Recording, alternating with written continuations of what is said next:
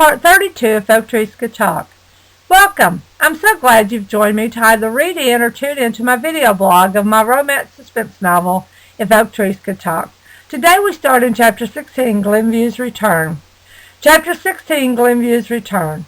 When the door swung open, Henry patted Helen on her shoulder. They had such a wonderful time being on the outside of Glenview and at their home. The dread suddenly hit them of how dull and depressing it was at Glenview. They both took a deep breath and walked inside. Amelia walked slowly behind them, as she, too, was sickened with the dread of leaving her parents in this place one more time. "Well, look what the cat dragged in. Hey, you all, come and look who's here," Nurse Wanda shouted as she came running to welcome the Tylers back. "Man, Mr. Tyler, you sure are in a powerful heap of trouble with Mr. Hodges.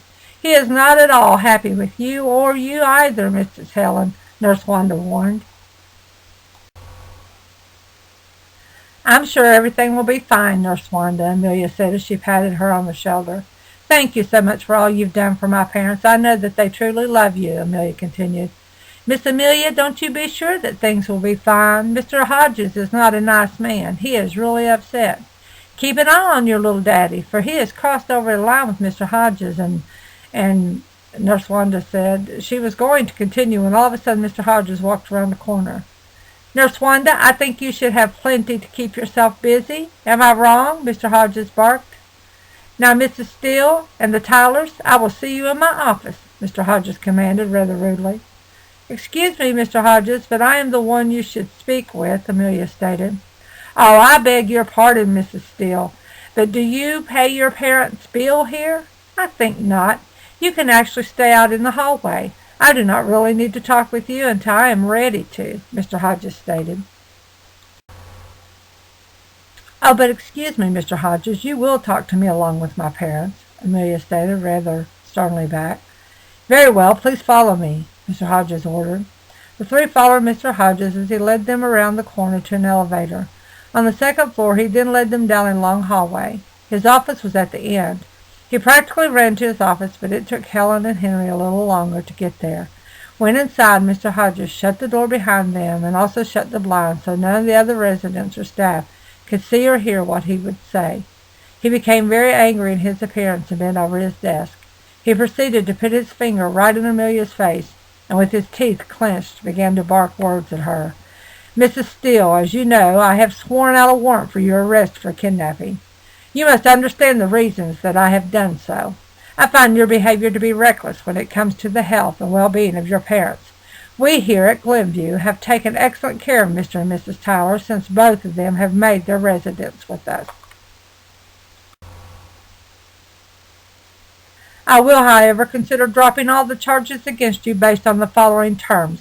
You will no longer have the right to visit your parents without special permission and supervision.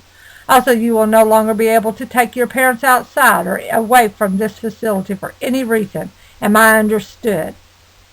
Helen and Henry sat quietly and listened to Mr. Hodges as he spoke to their daughter in a hateful, rude manner and accused her falsely of kidnapping. Amelia had not taken Henry away from Glenview. He walked away of his own free will, all by himself, without one person trying to stop him. She did help Helen by helping her to get into their car, but like Henry, Helen was leaving one way or the other, with or without Amelia's help. Amelia had not driven one vehicle to or from Glenview. Just as Amelia had cleared her throat and was going to speak, Henry motioned for her to stay silent. "Mr. Hodges, we have sat here patiently and listened to you speak to our daughter in the rudest possible manner and accuse her falsely of things that obviously you know nothing about. Now you just let me tell you something. We agree that we have had excellent care in your facility, but we signed ourselves into Glenview freely, and we both left this joint freely.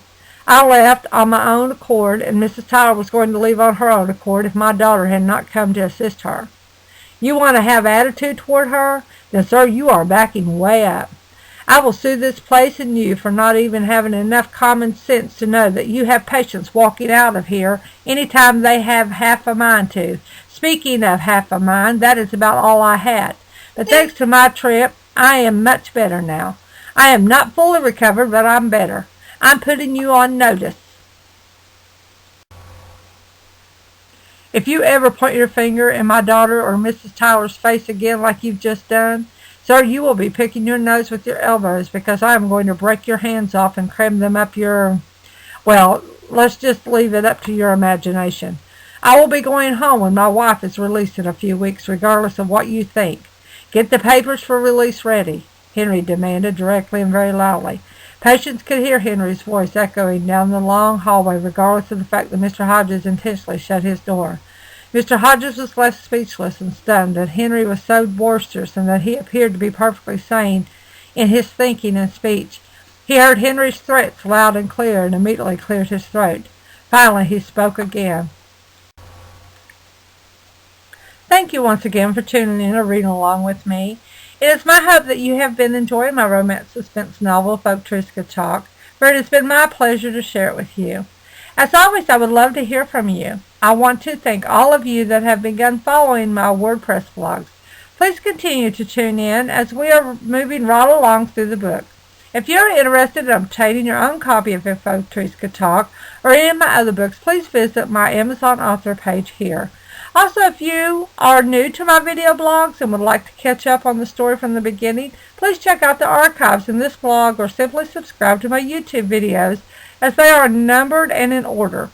I am also a weekly contributor to the Lakeview Times. All of my videos are published each week at www.lakeviewtimes.com.